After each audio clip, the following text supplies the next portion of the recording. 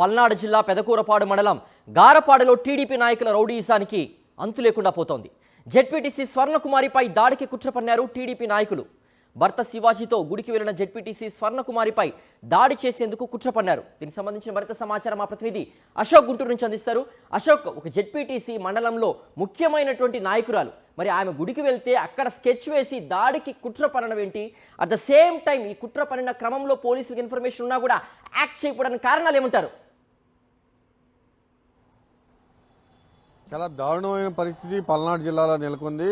అందులోనూ పెదకూరపాడు నియోజకవర్గం గతంలో చాలా ప్రశాంతంగా ఉండేది. కానీ ఇప్పుడు కూటమి ప్రభుత్వం అధికారంలోకి వచ్చిన తర్వాత పూర్తిగా పెదకూరపాడు నియోజకవర్గం అత్యంత సమస్యాత్మకమైన నియోజకవర్గంగా మారింది.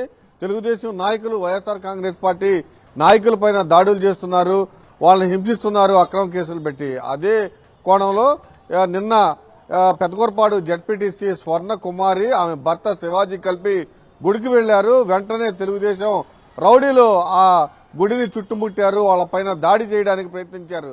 నిన్న 10:30 నుంచి దాదాపు సాయంత్రం 5:30 వరకు ఇద్దరు దంపతులు గుడిలోనే ఉన్నారు. గుడి చుట్టూ తెలుగుదేశం రౌడీలు మోహరించి ఉన్నారు. బయటకు వస్తే చంపేస్తారని హెచ్చరికలు జారీ చేస్తున్నారు. అయితే ఈ సమాచారాన్ని వెంటనే శివాజీ, ఎవరైతే జెడ్పీటీసీ స్వర్ణకుమారి భర్త ఉన్నారో, వెంటనే పోలీసులకు సమాచారం అందించారు. పోలీసులు గ్రామంలోకి వెళ్లి దాదాపు తెలుగుదేశం నాయకుల్ని బతిమలాడుకోవటమే సరిపోయింది.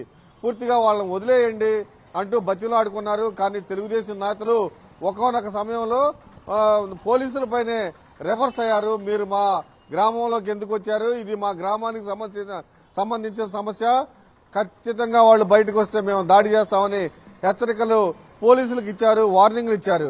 ఇదే నేపథ్యంలో ఈ వ్యవహారం మీడియాలో హడావిడి కావడంతో చివరికి ఎట్టకేలకు పోలీసులు ధైర్యం చేసి గుళ్ళో ఉన్న వైఎస్ఆర్ కాంగ్రెస్ పార్టీ జెడ్పీటీసీ అలానే ఆమె భర్తను బయటికి తీసుకొచ్చి పెదకూరపాడు స్టేషన్కి తీసుకెళ్లారు. అక్కడ 1 గంట పాటు కూర్చోబెట్టారు.